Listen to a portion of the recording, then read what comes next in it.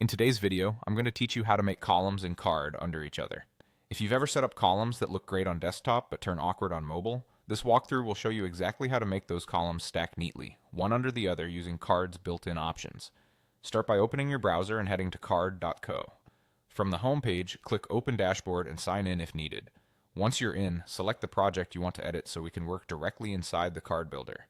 Inside your project, decide where you want the stacked columns to live. Click Add to insert a new element and choose Container. Containers in Card act like wrappers that hold and organize content, so this will be the base for our columns. Before we configure anything else, switch the preview to mobile so you can see the stacking behavior as you set it up. Click Switch View to toggle to the mobile view.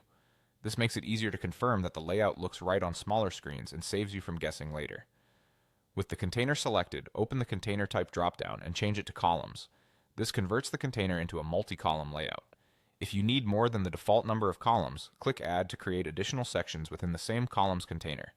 Each section can hold its own text, images, buttons, or anything else you need. Next, head to the Appearance tab for this columns container. In the Mobile section, select Manual.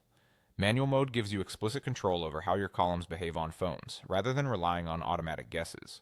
Under Layout, make sure it's set to Stack. Stack tells Card to place each column under the previous one on mobile, which is exactly what we want for a clean, readable layout.